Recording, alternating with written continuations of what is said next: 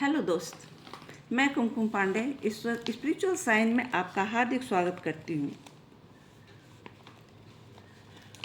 आषाढ़ शुक्ल पक्ष पूर्णिमा समाप्ति के साथ ही श्रावण माह की शुरुआत हो जाती है और इस श्रावण माह में शिव की पूजा की जाती है। पूरे श्रावण माह शिव भक्ति में भक्त सराबोर रहते हैं। इसमें प्रथम जो सोमवारी पड़ रहा है वो 14 तारीख को पड़ रहा है और उसी दिन चतुर्थी भी पड़ रही है। ये बहुत ही शुभ दिन है जिसमें शिव की पूजा की जाती है। तो सोमवारी जो प्रथम सोमवारी है वो 14 को होने जा रही है और गणेश की जो गणेश चतुर्थी जी जो है वो भी 14 को ही मनाई जा रही है। तो बहुत ही शुभ है। कहा जाता है कि मूर्ति में तो सर्वत्र देवताओं की पूजा होती है,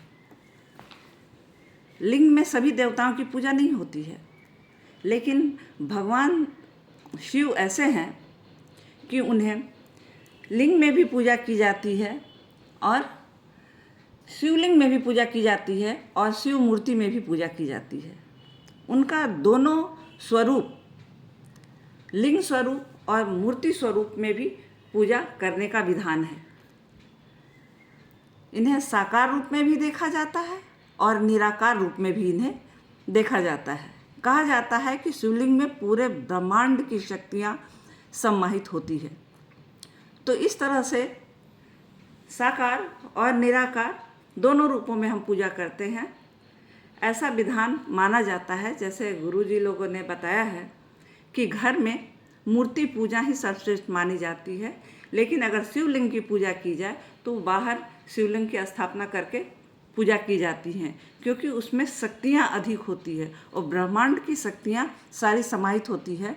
इसलिए उसे बाहर ही पूजा करनी चाहिए, शिवलिंग की पूजा करनी चाहिए।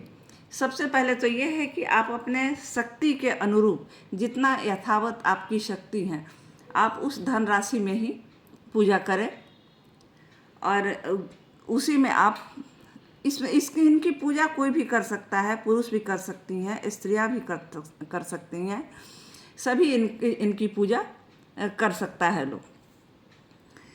निराकार स्वरूप का प्रतीक ही है शिव।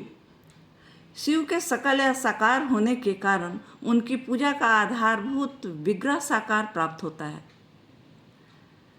और विग्रह उनके साकार स्वरूप का प्रतीक होता है।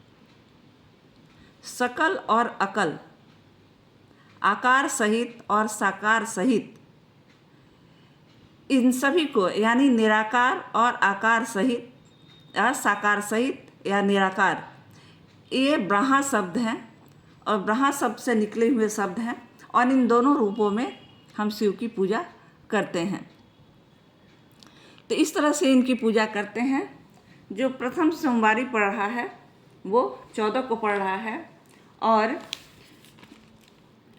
11 तारीख से ही, चूँकि 11 तारीख से ही सावन की शुरुआत हो जाती है, तो 11 तारीख 2025 से ही सावन की शुरुआत हुई है और उसी दिन से विश्वनाथ मंदिर जो बनारस में है उसमें पार्थिव पूजा जो होती है वो उसी दिन से शुरू हो जाती है, सावन के पहले दिन से ही शुरू हो जाती है।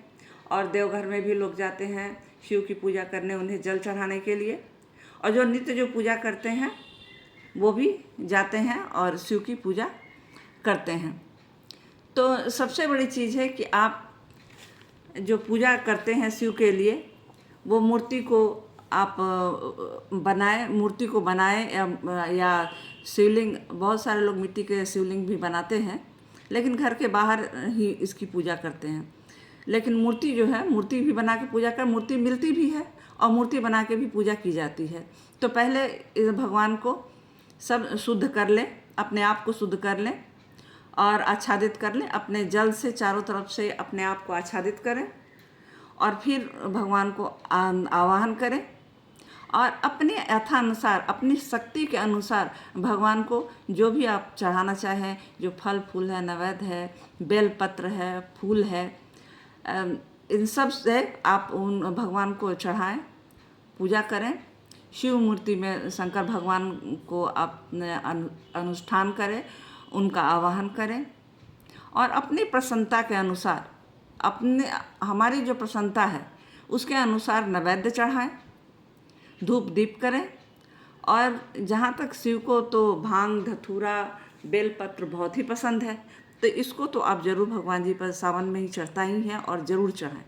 कहा जाता है कि बेलपत्र में कुछ रोड़ी से कोई भी भगवान का, जैसे राम का नाम लिख दिए या रोड़ी को लगा दिए या ओम लगा दिए, तो जो बेलपत्र के पत्ते होते हैं उसमें इसको लिख के और फिर भगवान को रोड़ी से लिख के भगवान को बेलपत्र चढ़ाएं।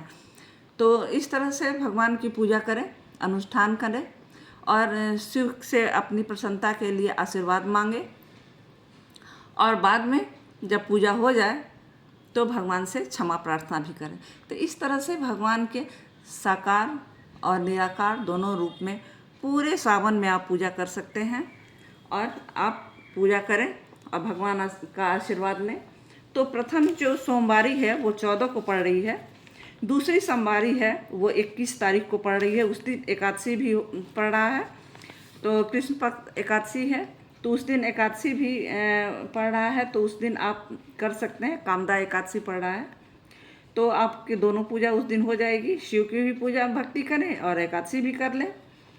तो इस तरह से। और तीसरी 28 को होने जा रही है, जो तीसरी जो सोमवारी है वो 28 को पड़ने जा रही है। और जो चौथी है वो 4 तारीख को पड़ने जा रही है। तो इस तरह से आप सोमवारी करें। 4 सोमवारी इस सावन में पड़ने जा रही है और इन 4 सोमवारी करके शिव का आशीर्वाद प्राप्त करें। और आप भी आशीर्वाद लीजिए और मैं भी आशीर्वाद की कामना करती हूँ। ओम नमः शिवाय।